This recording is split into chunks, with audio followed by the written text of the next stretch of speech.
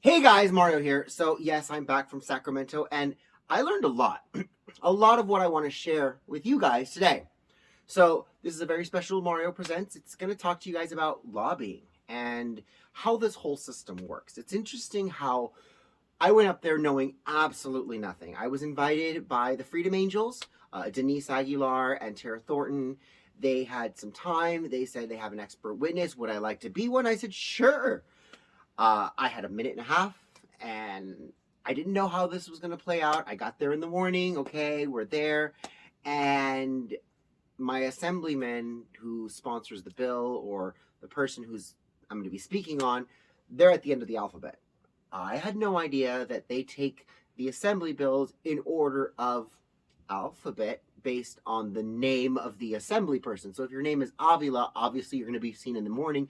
But if your name is Webb, you're not going to be seen till the end of the day. I had no clue. But that doesn't mean we sat there and wasted our time. We're in this giant building with all of these state senators and all of these state assembly people. So you go and you knock on doors, just like you would knocking on your community. But instead, you're visiting the representatives of these communities across California.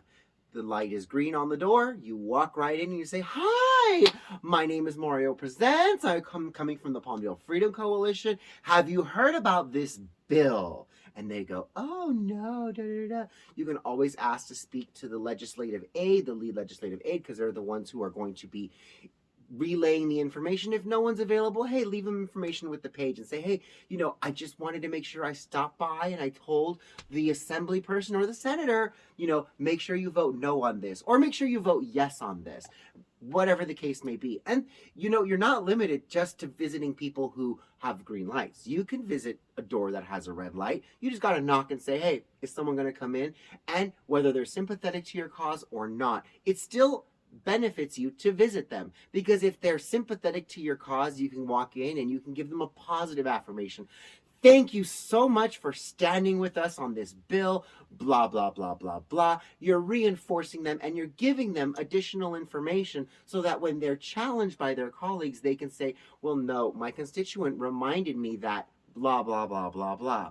You can use it as a negative and a positive. You can use it as a positive and a negative. You could say, "I love that you support this bill. I don't think that da da da da." You can also say, I want to affirm to you to please vote no on this bill. There's all these other colleagues that are also going to vote no on this bill. So I just want you to know that I stand with you. I affirm your position." So it depends on how you want to go. You go and you see them.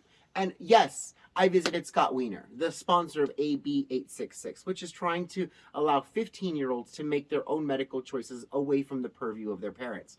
Hold on, full stop. No, no, no. I saw his door and I went, walked right in. I said, "Hi, my name's Mario Presents. This bill is an abomination. I'm going to ask Scott Wiener to please remove this bill from the floor. I know he sponsored it, but I'm going to tell him that there's lots of people who disagree with this bill. And as a gay man, I also disagree with this bill," and blah, blah, blah, blah, blah. Oh, and by the way, the California Constitution says that the constituents are to instruct their legislators.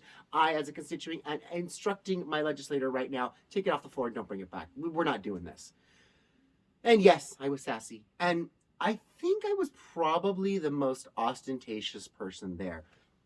The thing that I found most interesting was the purple people. Okay, they weren't purple. They all had red shirts, but we call them purple people in general. They're the groups of people that come in and they move through this building as a unit. They break up into smaller units, but they all have the same shirt. Fight for 15, SDIU. It's one color, blue, red, purple, whatever color they use. And everybody's wearing the shirts. Not only is everyone wearing the same goddamn shirt, they're wearing the shirt over their current clothing.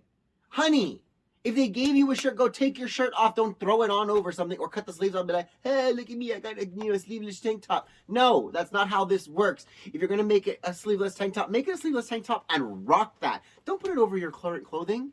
And then you have little kids like 5, 6 years old in little tiny t-shirts exactly like the adults. And I'm going, do those kids really know what they're doing? Or are they just being dragged along? Just throwing that out there. But we didn't waste the time sitting around waiting for the moment that I was going to get up and speak. I actually became a lobbyist. So I'm happy to share what I've learned, my experiences with you guys.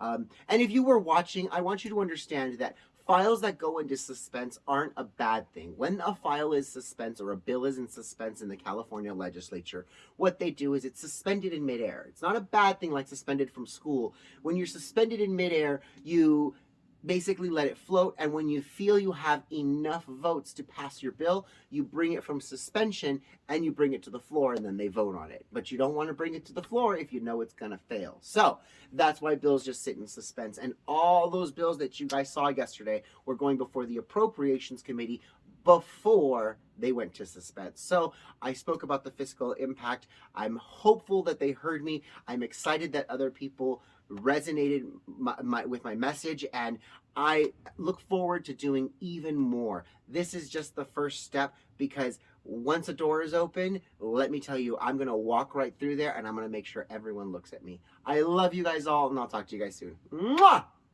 Bye, guys.